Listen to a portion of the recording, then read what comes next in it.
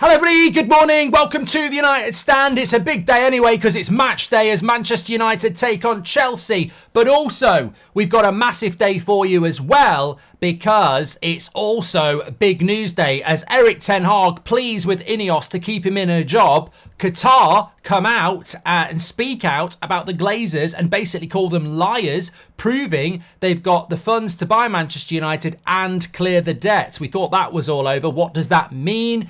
Does it mean that we look back and wish, or do we just move on? We'll talk about that as well. Also, Rio Ferdinand has called out Marcus Rashford. I'm waiting any minute for the Twitter of Marcus Rashford to jump on Rio Ferdinand and say, stop with the malicious rumours. We won't get that. That's only reserved for people like ourselves who get taken out of context. But quite damning from Rio Ferdinand, saying that the people around Marcus Rashford ain't good enough and that he may leave Manchester United. Very strong words. I wonder if the PR of Rashford will react to that one or bow down to it because it's an ex-player. I think we all know the answer to that, and I'm not going to sit back and take it because I thought the way they reacted last time to us was an absolute joke and bully boy tactics. But anyway, let's delve into that in a moment. We're going to start up, well, look, three big stories there. Ex-United legend calling out current United player, current Man United manager pleading for his job with new owners, and Qatar, who tried to buy all the club and clear all the debt and get the Glazers out of the club, who apparently didn't have the funds, have come out and said that we did.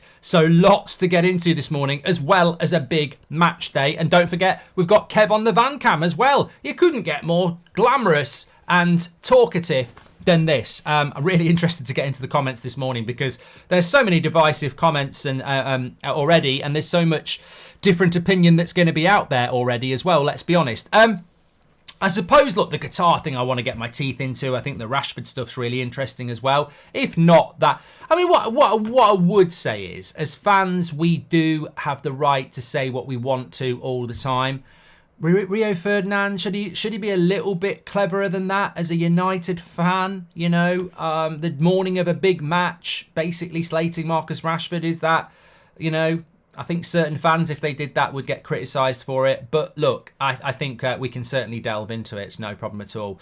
Kobe says, still salty about Rashford. Mate, you can get in the chat with your little bitchy comments. I notice you're not a member, so you're not, you don't have the, you're still getting a shout out. But it's not about being salty, mate. I'll call anything out. I'm not worried. I never have been. And I didn't even do that show. I just thought it was over the top to try and cause a pile-on, not for the first time, on a community that's actually very positive about Manchester United. And as we saw with the Rasmus interview, a load of people calling a pile on there and it led to death threats. So I will call it out, mate, because I thought it was bang out of order at the time to try and cause a pile on about a video that had been taken completely out of context. And all I'm saying is there's nothing out of context about what Rio Ferdinand has said. So, you know, Rashford will keep his mouth shut about that one, I guarantee. Or hopefully, more importantly, he'll react with a hat-trick against Chelsea tonight and we'll win. Because some people still do think we might get top 5. I can't speak, says let him speak, Simon. I love that. What a combo.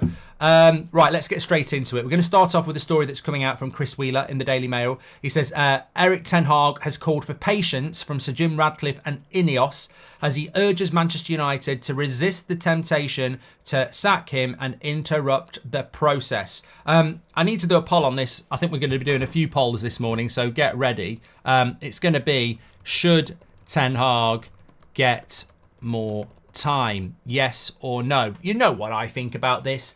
I was thinking about it from coming at it from a different angle, really, because it's always Ten Hag in, Ten Hag out. Should he get more time? And the two big things that came out to me when I was thinking about this morning in the shower is, and you know, when I'm in the shower, I'm not in a sexual mood. I'm thinking about the morning show. I'm thinking about, you know, topics I want to bring into the show with this great community to get the brain firing in the morning and set us up for a good day. So George Carl says process should be a banned word. I don't disagree with you on that, George. But it's a word that Ollie kept using. What did Van Gaal use as well, George? Van Gaal used a word that I've removed from the brain as well. But look, does Ten Hag deserve more time? Yes. Yes. It's a flat yes for me. The main reason I would give him time is because I think if I said to you, what manager that we sacked over the last 10 years would you like to have given more time to? And I think that the landslide would not be Ollie. It would not be Van Gaal. It certainly wouldn't be Moyes. Rangnick was an interim. It would be Mourinho. And Mourinho was sacked after 2 full seasons and a half. So Mourinho had 2.5 seasons. And the summer, the second time around, was crap.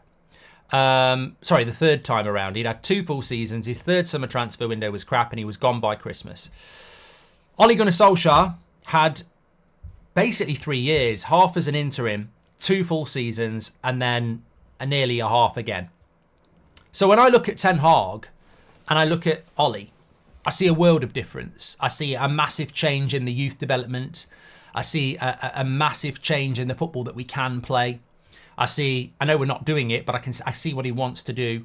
And I see a team that he's not been given to deliver the style of football that he wanted, whereas Ole always played the same way. He wanted to be compact and counter and rely on moments. And he had 2.5 years and he got the sack. Mourinho had 2.5 years and he got the sack. What Ten Hag is trying to do is turn 2 counter-attacking legacy teams of Mourinho and Ole into a team more akin to a Liverpool or a Man City or an Arsenal. It would be illogical when you think of it like that Mourinho and Ole had 2.5 years, so 5 years actually, of building counter-attacking teams. You bring in a manager that wants to go on the front foot and you only give him 2 years. It doesn't make any sense because he's trying to break down the last 5 years. And I don't think people understand this. We had 5 years of a team that bought players that were suitable for a certain brand of football. We don't want to play that brand of football. But you're going to give a manager 2 years to correct the last 5 years and give him less time than you gave those 2 managers. I think you've got to give him till Christmas. I'm not saying give him all next season. We can sack somebody at Christmas, but I'm certainly say I think he deserves more time based on what I've just said there to go into another summer, start a new season, and you'll know very quickly by October, November whether it's going well or not. And if it's not, you've got to, even I would put my hand up and say, look, we're back where we were before. We probably do need to make a change. On top of that, you've got all the mitigating circumstances. I've never known an injury crisis like it. I mean, people keep trying to say it's like Liverpool's or we've had injury crisis like this before. We factually haven't had an injury crisis like this before, and no other club in the Premier League has had this season. It's incredible. People have had injuries, but we've had them concentrated on a certain area. Centre-back, it's destroyed us. So that's massive. I also think the club being sold at Christmas, halfway through a season, doesn't get enough headlines as it should do. Look, I watched Aston Villa last night go to Man City, park the bus, put their best players on the bench and basically bend over for Man City. And everyone sort of went, fair play. Fair play, Emery. You know, they've got bigger fish to fry. You know, I think some of the games we've gone into this year, and it's like, no, he's got to win it. We're Man United, he's got to win it. And you just think sometimes, you know what, we're not Aston Villa. Aston Villa are better than us this season. We're not Aston Villa. And the expectations should always be high at Manchester United, but also should the mitigating circumstances. EJ says, it's imperative to have the proper tools to be able to do your job to the best of your ability. Kyle says, give Ten Hag, Rashford and Bruno till January. Rory says, with his contract up until summer of 2025, can we go into next season with him having 9 months left? I mean, this is a great point, Rory. I was actually going to bring this in. He's only got 1 year left on his contract, but I think there's an option for another year. So that does give you a little bit of protection. Is it get a new manager or extend his contract, says Rory? Well, look, Rory. 83% are saying that Ten Hag deserves more time. So a lot of people obviously look at the situation like I do and go, there's so many reasons to give him more time. And it's a massive risk to get rid of him because who knows what could happen next year. And the momentum will be better with Ten Hag than it will be with a new manager who's got to knock it all down again and rebuild. It doesn't mean he won't get the sack in the summer. If Ineos want to do something, they will do it. And nobody can prevent them from doing that. I just think it's pig-headed and stupid and stubborn to look at this situation and think you know best. I really do. I think that there are so many reasons to give him more time. And that's why I think that it's really important that we do give him more time. Dylan says, Aston Villa didn't bench their players. What you on about, mate? He got injuries name, first team player that was on the mate. Don't waste my time on a Man United show talking about nonsense, right? If you don't understand football, then go and educate yourself. Torres is your best centre-back on the bench. Tielemans is better than the shit you had in midfield on the bench. Leon Bailey is better than the shit you had up front on the bench. So there's 3 players straight away that he didn't pick. 3 straight away. He didn't put his strongest team out yesterday. He was thinking about Brentford at the weekend, and they got beat. And Man City got very, very lucky that they get to play a team that puts their reserves out. Look, mate, I know Villa fans. I was on That's Football last night. I was WhatsApping Villa fans, and they all replied with the same thing. I understand why we're doing it. We've got more winnable games to focus on. We're probably not going to beat Man City even with our strong team. Patience, Eric, will not be given. My suggestion would be to drop certain players, and I think your job will be safe, says Charlie Max. Well, look, massive rub of the hands tonight. I think it's absolutely huge as to how this is going to pan out tonight. I think it's a very, very difficult game, and certainly we'll be covering that on the United Stand with a watch-along. You wouldn't sack a doctor that had to do heart surgery with a rolling pin, says Matt Hull. And Andy Bell says, Ole Gunnar Solskjaer was winning with brilliant football whilst interim, got the job, went counter-attacking football and got the sack, says Andy Bell. Yeah, I mean, look, Ole Gunnar Solskjaer played open, carefree football until he got given a contract, and then it went wrong. You know, it went wrong the minute he got a contract. We were really good from December to March. He got the new contract, and then we were crap in April. That's when we went to Goodison Park and got absolutely battered. You know, as soon as that, the ink wasn't even dry on that contract, and people were like, what have we done? It's one thing to come into a club and say to everybody, let's prove everybody wrong, Karaki. Let's just go out there and enjoy ourselves. And they did for 3 months. And then, you know, he got the job and it was suddenly like, right, my plans are this. And the players went, nah, we're only here for a good time, Ollie. We're not here to work hard. And it all went to shit, as we saw. Look, I would give him more time. Right, there's loads to get onto this morning. If you want to go back to that, get your comments in, we can certainly do that. Abu says, why can't any of you talk about Rashford's performance and the fact that he isn't willing to give his best? Who's this? Who's this idiot? Where, have you woke up from a coma, mate? What are you talking about? I mean, if anything, we have to stop talking about Rashford. He doesn't get spoken about as much because no one ever shuts up about him. Anyway, let's talk about the next bit. We will be talking about Rashford in a minute because Rio Ferdinand's come out with some quite damning comments about him. I'll read you what he said in a moment, but this was always coming.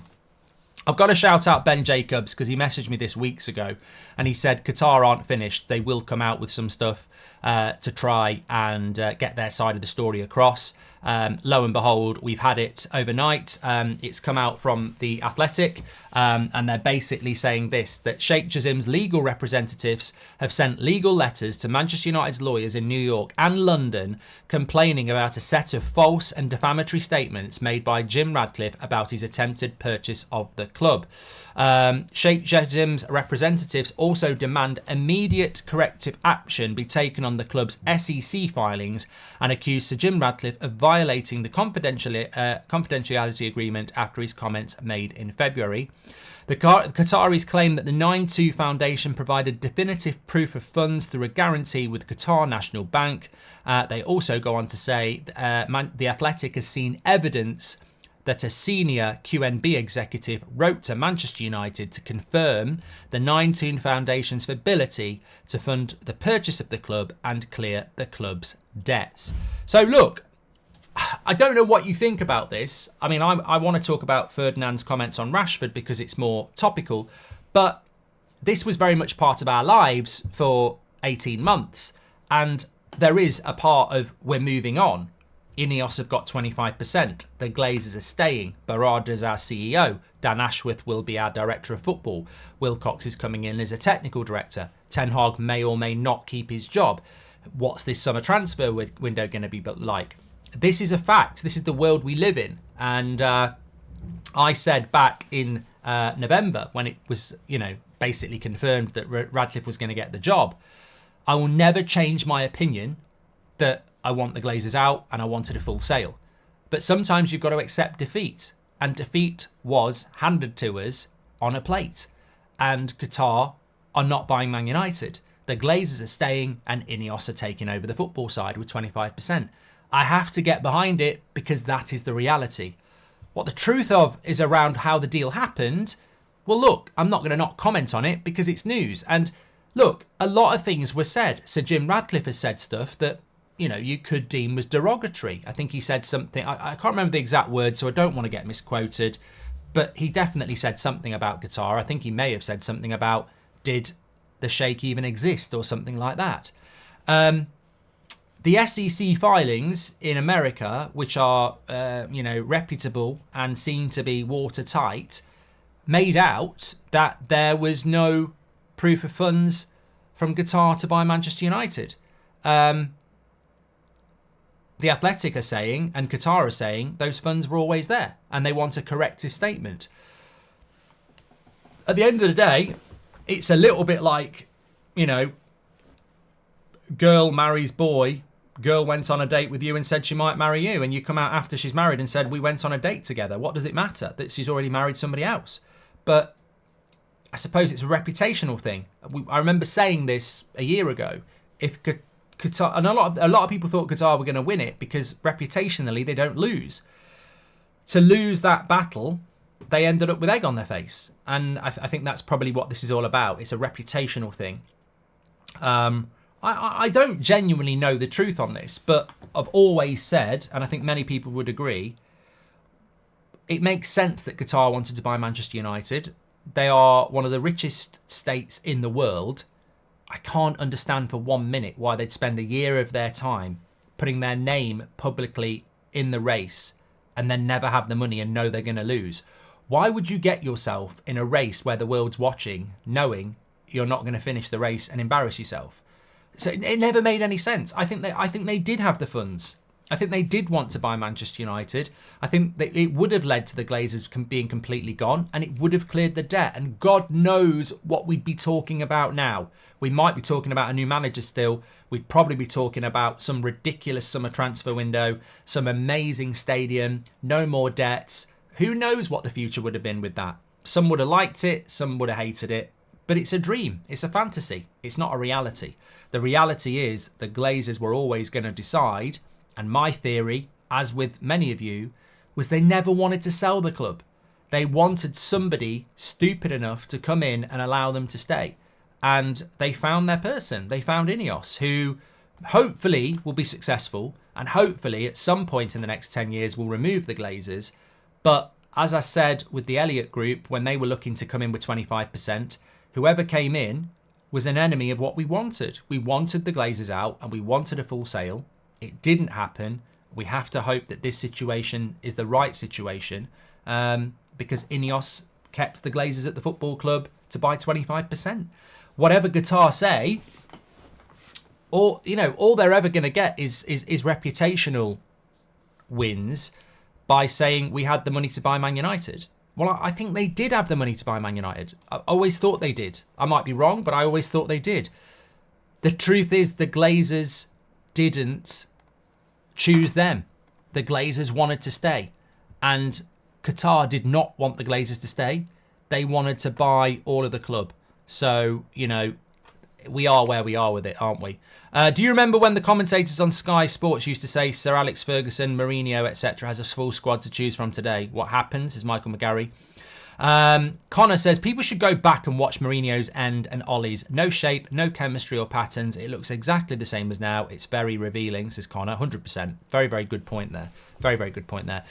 George says Ineos also know nothing of football, same as the Glazers. And OnePlus says if Qatar bought the club, would we still be in the same position we are in now? No, look, this is not an Ineos bashing. They are the owners of the club and we need to get behind them. But the Ineos 25% ownership with 50% Glazer ownership is going to be very different to whoever buys all of the club and clears the debt. Look, I still sit here now and say, if I could change it, I'd still go for full sale and debt gone. Because I think that's the best thing for the club.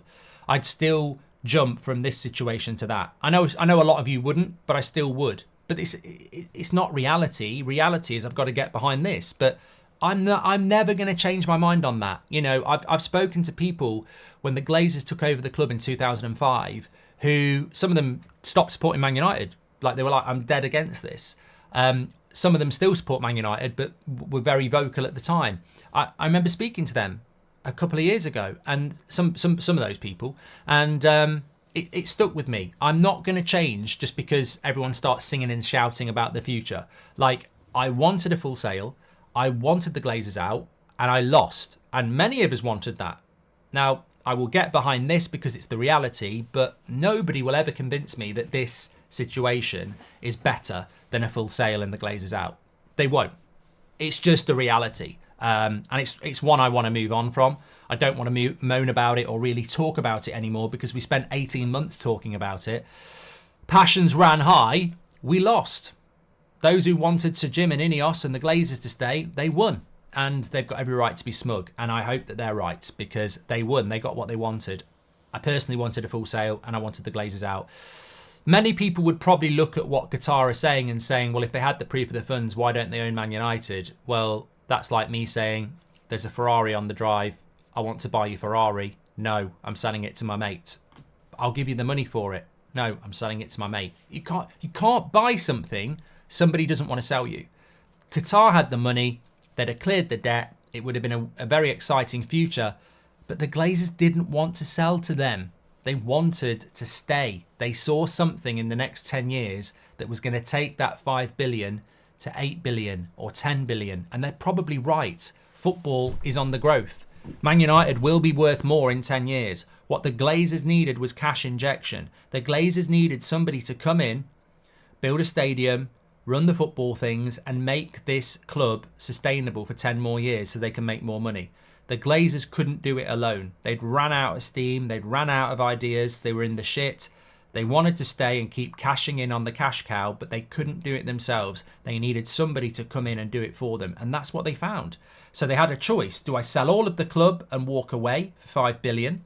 Or do we get somebody in who gives us 1 billion, runs it all, and then maybe in 10 years we make 10 billion? And that's all they've done. They didn't want to walk away from potentially more money in 10 years. And what does it matter to them? They're not running the club anyway. They can sit back in America, leave it, not have any of the heat, and basically watch your money grow in the bank. And that's what they did. That's what they did. So people will sit there and say, well, if Qatar had the money, why didn't they buy the club? Because the Glazers didn't want to sell. They wanted to keep Man United and keep making money out of it. And that's what happened. Daniel Harper, welcome to the Members Club. Florian says, Qatar can still swoop and buy the club. That could be the reason they did make the statement. I don't think so. I don't think Ineos are going anywhere anytime. And I don't think the Glazers are going anywhere anytime. What I think Qatar will do at some point is buy another Premier League club. And that's what I would do. I think they will do that. Why couldn't Qatar just offer the 6 billion? Andy, for what I just said a minute ago, the Glazers didn't want to sell. Anyway, let's talk about another story. We can always come back to this. There's a lot of other stuff. In fact, Fabrizio's just put a tweet out as well. Ten Hag on injuries has said, we don't train too hard. With the standards in this league, you need to be fit. We have good departments. We have good people around with a lot of knowledge based on data. We make our decisions. The huge amount of games has an impact. So there we go. He's talking about the injuries. I mean, look, at the end of the day, I disagree with Ten Hag. He hasn't even got a fitness coach, and the fitness people are not people that he employed. So that's just the manager protecting his staff. You're going to get that. I don't agree with him on that one, to be honest with you. Right, this is a big story. So I read this in the Manchester Evening News. So it's from Rio Ferdinand. Now, look, you talk about Marcus Rashford. I talk about Marcus Rashford. Faz was talking about Marcus Rashford. Marcus Rashford tweeted about it. So let's see how he's going to react to this, because this is a headline news. Get rid. Rio Ferdinand sends Marcus Rashford blunt warning over Manchester United future. So blunt warning here from Rio Ferdinand. Let's read you the direct quotes. Ferdinand has claimed that Rashford must look at the people around him when deciding on his future at the end of the season. He said it's a pivotal moment in Rashford's career. He's not a kid anymore. A lot of people look at potential and talent. He's 26. Don't get me wrong, we weren't all perfect at 26, but you knew what you were doing, you knew what you were about, and you knew who you were. Rashford clearly doesn't. There's a big decision to be made for him. From him, he's got to look at who's around him. His family play a big part, which is great, but who are the external people around that? Are they the right people? Are they enabling him to make excuses for himself behind closed doors? Or are they saying, look at yourself and be accountable for what you're doing? The interesting thing about that is Rio Ferdinand already knows the answer to this. Rio Ferdinand is basically saying the family around him is great, but he's got to look at the external people around him. Marcus Rashford's agent is his family. So, like, your agent There's no separation there. So, you know, is he saying part of his family might be part of the problem if they're advising him business wise? You know, his brother is his agent. Are they right though, the people around him? Are they enabling him to make excuses for himself behind closed doors, or are they saying look at yourself and be accountable for what you're doing? He needs to look at that and own that and make big decisions. He needs to either decide to get rid of these people and stay in Manchester, or leave Manchester and get rid of these people. It might be an accumulation of different things, but that could be a big part, because the people around you have a big influence on how you are, especially accountability. Look, this is something we've been talking about for a very long time. Gems, you're a legend. She's gifted 5 memberships. Get a W in the chat there. And Daniel Harper, welcome to the Members Club. Love to see that. Get your badges in. Look, what Rio Ferdinand is saying is nothing. It's nothing new. You lot have been talking about this for probably years. But when somebody says it in the mainstream, it's good. It's good. You know, when Gary Neville or Jamie Carragher talk about Man United's defensive line, it's only something we've been talking about for months. But it's good because not everybody watches YouTube. Not everybody respects fan opinion. So when it goes in the mainstream, it's almost like, oh, well, they've said it. It must be true. So these things are good when they come out. And, you know, I guarantee you the people around Rashford will not appreciate this, because, you know, they can deal with fans saying it and say, well, it's just fans. But when it's in the mainstream, they'll be really pissed off with it. And obviously, Shearer's said stuff about Rashford recently. Roy Keane has said stuff. So the mainstream is starting to wake up to something that they probably should have woke up about in autumn. Rashford's been bad all season. I remember saying at the end of the season that he played crap. So when Ten Hag came in 2 years ago, I remember saying exactly this. And last season, certain United accounts took it out of context and said Goldbridge would sell Rashford, toxic fan. But that was at the end of last season 2 years ago. And I remember saying, I can't see a good game in him at the moment. I can't see any other way than him needing to leave in the summer. It looks like it's best for him. It looks like it's best for the club.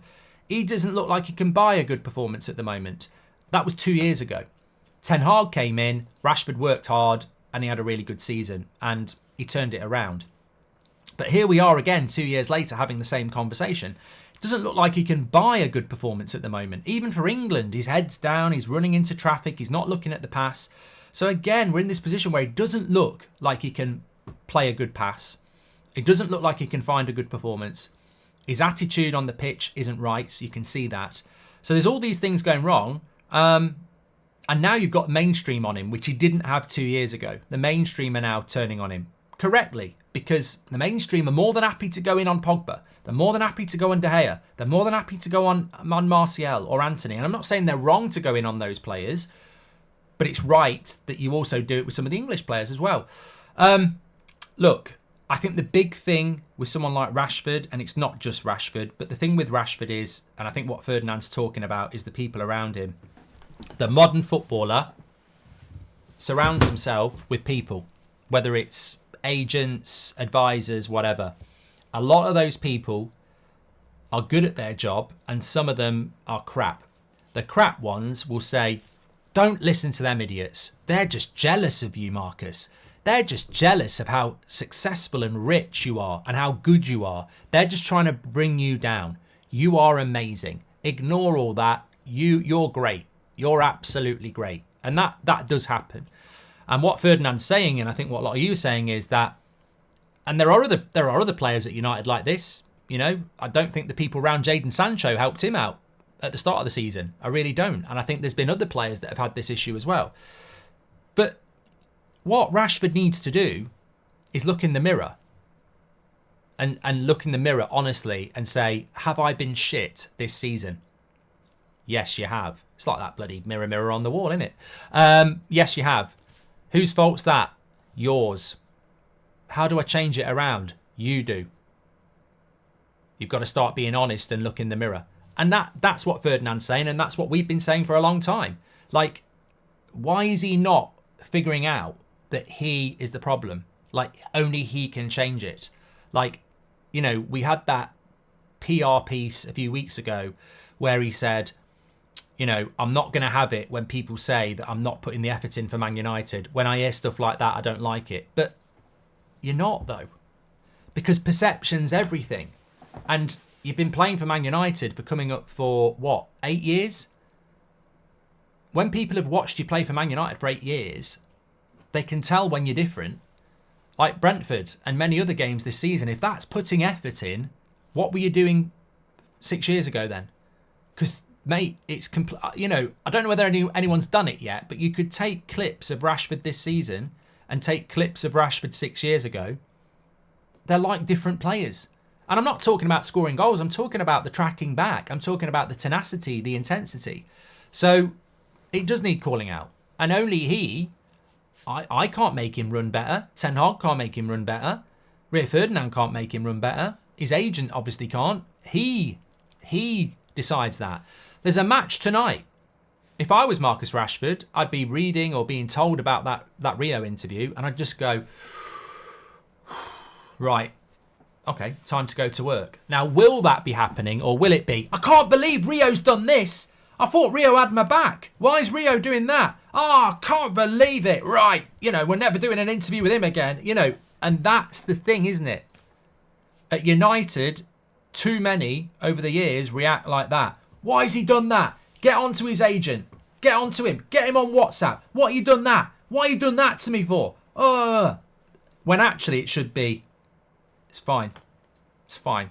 That's the game. Criticism, I'm used to it. I'll shut him up tonight. That's what should happen. We don't have those mentalities at Man United.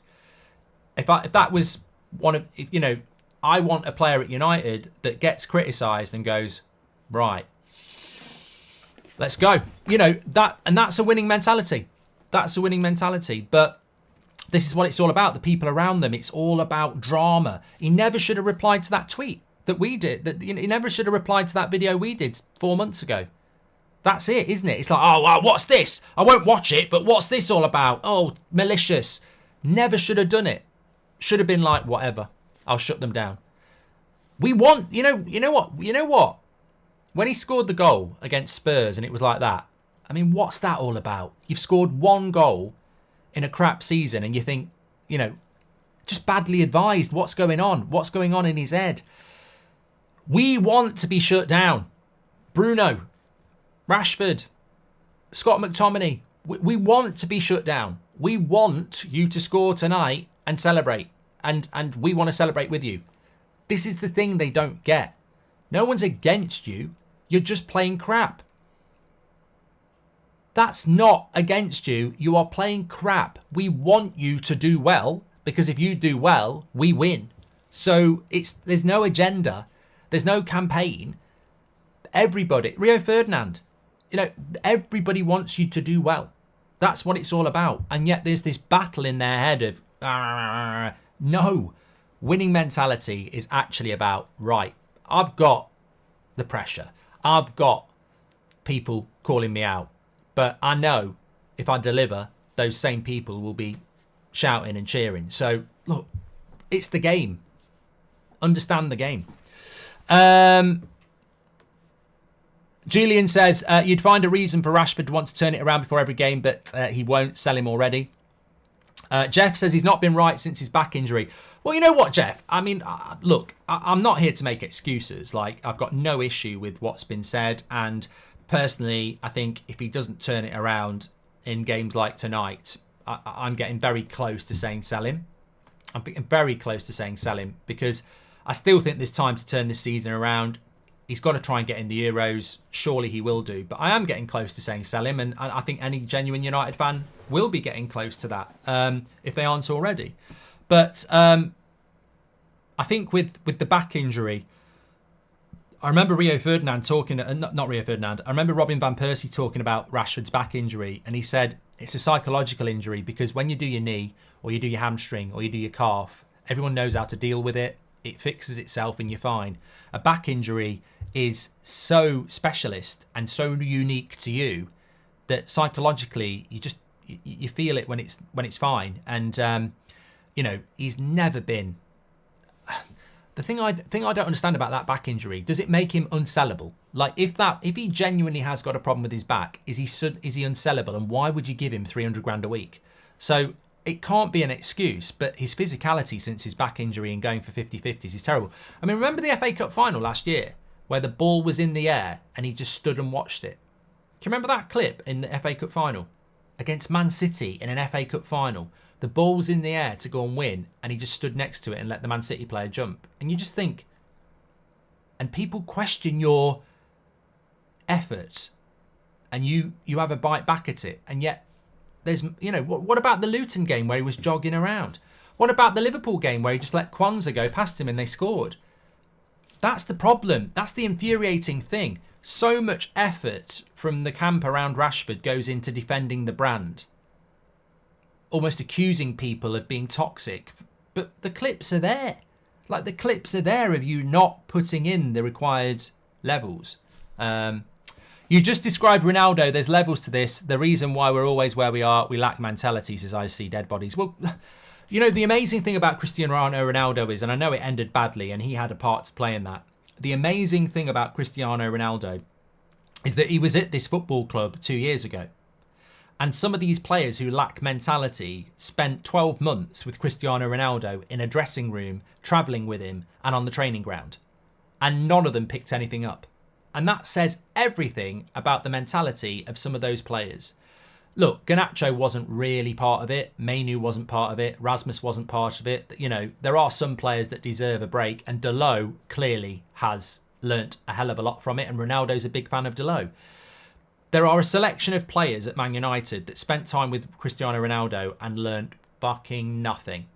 And you've literally been in the company for 12 months of one of the greatest sports mentalities that ever existed, and you picked up nothing on consistency, dealing with pressure, dealing with criticism. And Ronaldo himself, in his interviews, said they don't want to listen. They don't want to listen. So, you know, if I was Ineos, I'd go back to those interviews and I'd figure out who some of those players are, because I know who they are and you know who they are. There was players who spent 12 months with Ronaldo and he said they didn't want to listen. And, you know, if Rio Ferdinand was calling Ronaldo out, he would not be WhatsApping him. He'd be like, all right, ex-retired footballer trying to cling on to the past. I'll shut him up. I'm still playing. Watch this. And that's what Ronaldo would do. But you get the feeling our players will be like, why you done that to me? Why you done that to me? And actually, it's true. You're retired. You're trying to keep yourself in the spotlight by talking about me. I'll shut you up. Like, but we don't have that mentality. I suspect Liverpool have got it. I suspect Man City have got it. And I suspect Arsenal have got it. We don't have it. And we need that type of mentality. Eric Ten Hag can just bench him. This Rashford talk is redundant as international. But he won't do, will he? We beat them at Old Trafford with the midfield of Bruno, Amrabat and the Scottish Ronaldo. We will win the Al Sakiko today. We aren't good, but they are worse than us, says Luchan. I'm worried about the game tonight. And the reason I'm worried, I mean, are you? Let me know. I'm worried about the game tonight because I just think that Chelsea's not always been a happy hunting ground for us. It's quite an enclosed ground.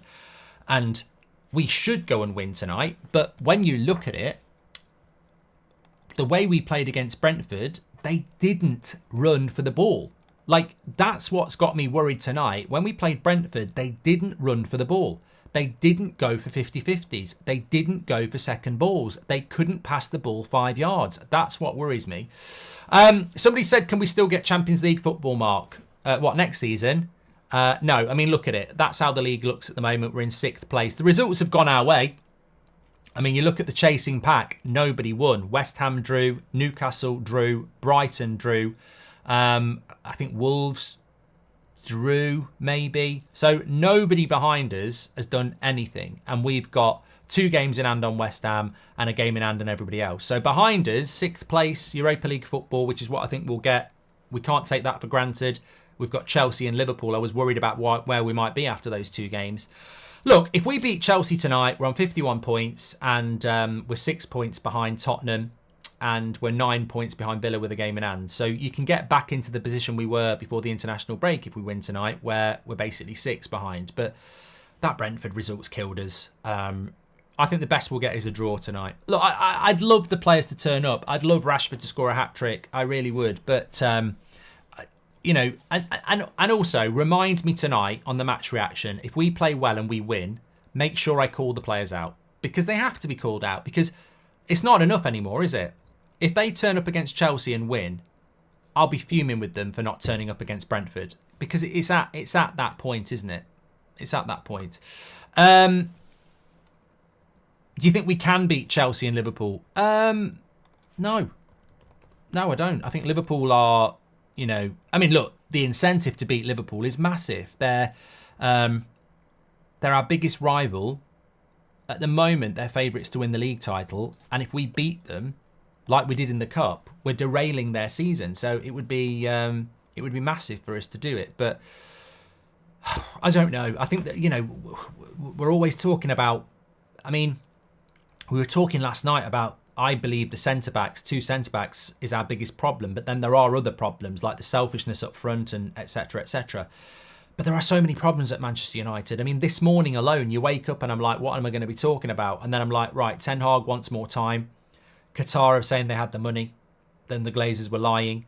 And Rio Ferdinand's calling out Marcus Rashford. And you sort of like go, wow, that's without even looking. 3 big stories about United this morning. And that's the problem. The enormity of what we're facing is just constant. There's always something going on. So, yeah, I mean, look, I think... I don't get nervous, but we've got 2 games in 3 days, Thursday night and Sunday, and they're going to come really thick and fast. And I hope we can win, but it's going to be difficult. Of course it is. Of course it's going to be difficult. Nate says he better not start McTominay. Look, I'll be honest on 2 things here. I'm always honest with you anyway. You know that. I'm not scared to say it. At the end of the day, it's football, isn't it?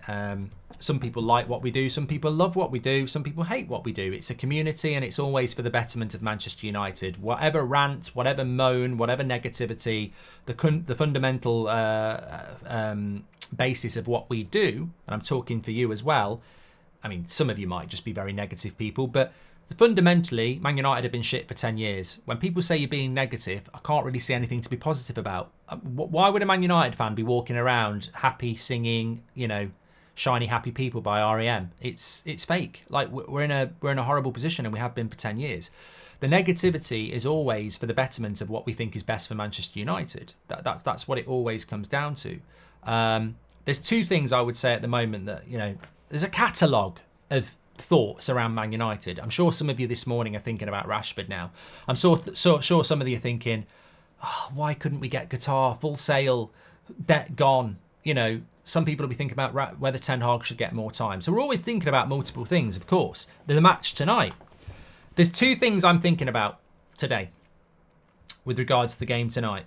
1, because of what Ferdinand said, I'm back thinking about Rashford, and I'm like, if he puts in another shit performance tonight, I'm getting very close to just saying we need to sell him, regardless of how he finishes, because it's not about... He scored against Spurs. He scored a brilliant goal against Man City. I know he's not completely rubbish. Like, anyone who says Rashford's Trashford is an idiot. He's not completely rubbish. But over the last 4 years, he's shown that he can be rubbish for months, good for months, rubbish for months. That's enough to sell him for me. If I said sell him tonight because he puts in a stinker and then he scores a hat-trick against Liverpool, I'm not changing my mind. I'll be like, but I know he can do that. I know he can do 2 or 3 world-class games, but I also know the bad games will be back. So sell him. It's not the right... I want consistency, and he can't deliver that. So with Rashford, I'm sort of getting to that point. I'm not there yet, but I am starting getting to that point. And then with Ten Hag, I want him to be given more time, but there is the whole starting Rashford, not subbing Bruno, starting McTominay. Those things are in my head as well. So look, I'm in football, I'm never going to be regimentedly, I will always think this. Bruno's one of my favourite players. I've given him crap results all season because he's not been good enough. I'm always going to be movable. It takes me longer than some people. I don't like to flip-flop, but I could easily get to a point where I say Ten Hag's not the guy. If he keeps picking people like McTominay and he's so rigid with what he does with Bruno and Rashford, of course that's a possibility. So those things are in my head at the moment, and I'm going into this game and I'm thinking McTominay was trash against Brentford, Rashford was trash against Brentford, Bruno was trash against Brentford, but so was a lot of other players. Does he give them another chance? Does he start Casemiro and Mainu, which I think he has to do? So, yeah, team news is going to be very interesting tonight. Of course it is. At this club, you have to play every game like it's your final, but most of our players are just not up for it, says Atik. I read something, talking about Mason Mount, I read something about Mason Mount on his journey to becoming a professional footballer. And he said, my dad always said to me, every training session, treat it like it's a cup final. Whether it's for your school team, you know, whether it's, you know, whatever it is, treat every training session like it's a cup final. Because then when you play in a cup final, it is a cup final. And every game you play at a high level is a cup final. And it's amazing, isn't it? It's a mentality thing. It's amazing because, you know, Rashford has that. And it's actually become quite hypocritical. Like, because he hasn't got the mentality to play at this level at the moment. And neither has most of that team. So it's almost become hypocritical. We don't have the mentality in that team. And, you know, some of them do. I think some of them, you know, I like Mainu, I like Rasmus, I like Delo, I like Garnacho. And Mount, to be fair, hasn't been given the chance. And I think Martinez has got the mentality, of course. And, you know, there's a few others. But there is a massive problem with consistency and mentality. I can confirm, Brad, that Beth is not Anana's agent. I think she just does PR work. I'm joking. Right, thanks everyone for watching. Great show this morning. Lots for you to get your thoughts in on, of course. Remember, it's a watch along tonight. Get your comments in if you didn't watch live. There's so much to talk about. Rashford, Qatar, Ten Hag, and a lot more. And we're on Off FC, says Junior Films. Definitely. Security Light FC, that's what we are. If the right people turn up, we'll turn on. But, yeah. No, it doesn't work as well as yours. Take care, everyone. Please do smash a like on the video. We've not hit 1,000 likes. What's wrong with you, you miserable gets? Are you nervous? Watch along tonight. Take care. I'll speak to you in a bit.